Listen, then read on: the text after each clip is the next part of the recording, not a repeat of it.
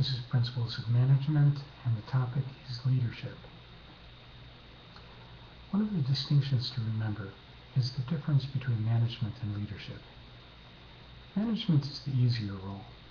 The manager promotes stability and order within an existing organizational structure and system.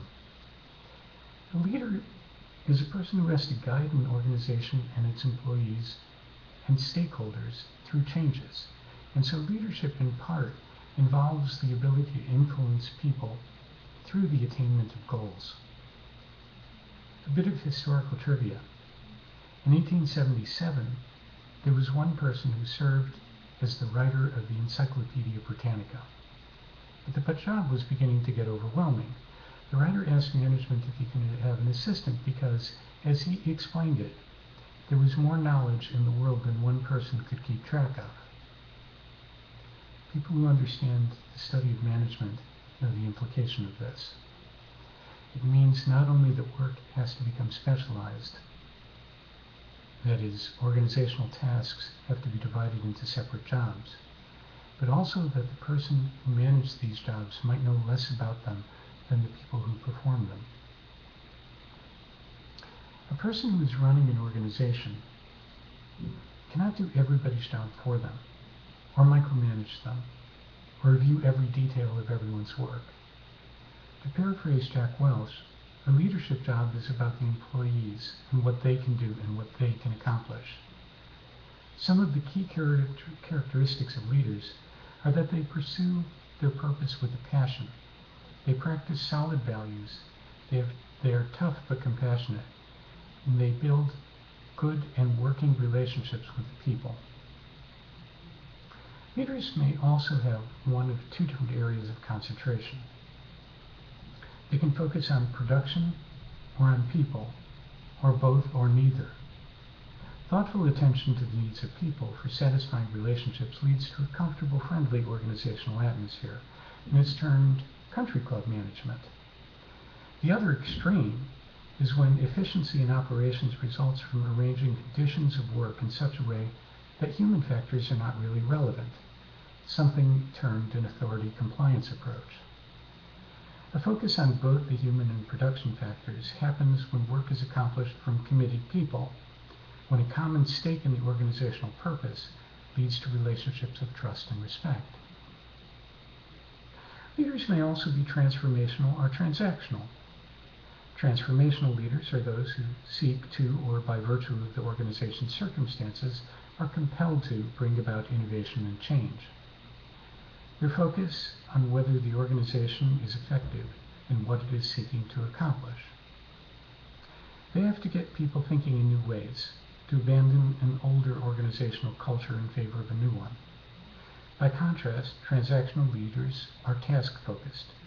They initiate structures and incentive systems to get things done efficiently. Leadership may also be charismatic or interactive. For those who have a charismatic style, by personal example, they inspire to get people to perform well, better than they would perform if left on their own.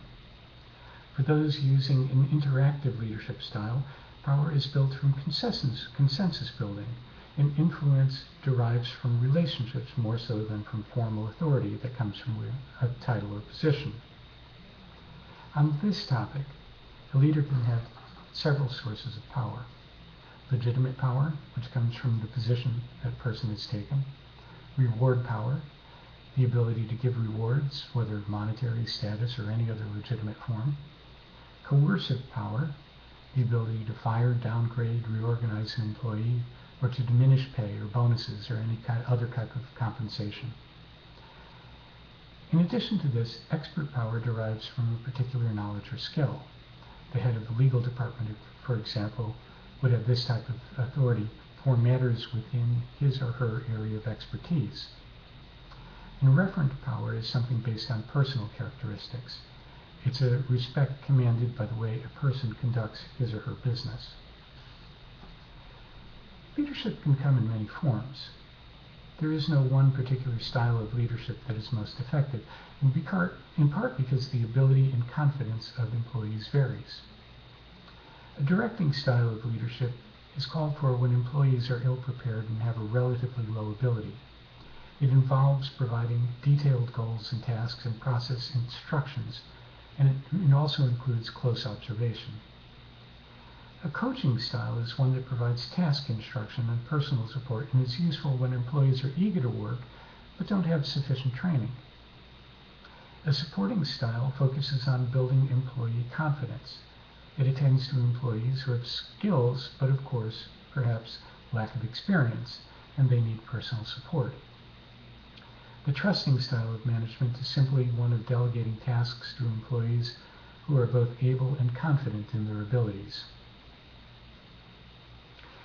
Now, most people do not begin their career as leaders, and so they end up spending some considerable amount of time in followership positions. It is as critically important as the role of leader.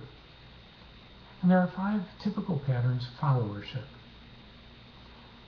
The alienated follower, a passive yet independent person with critical thinking and analysis capabilities. They're cynical, they complain a lot, they waste their own time as well as that of others. The conformist, a person who carries out orders without necessarily understanding their purpose. He or she avoids conflict, especially with the person in charge, and refers any problem to authority.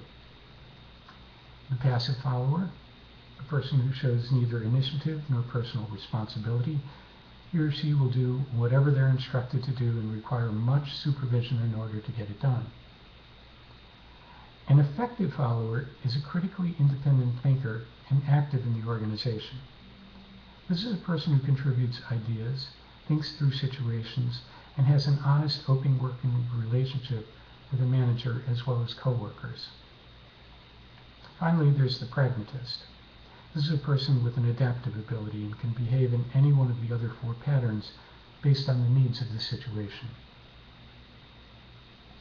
Leaders and followers alike need to be engaged with their work, a topic we will consider in the next audio post. Good night.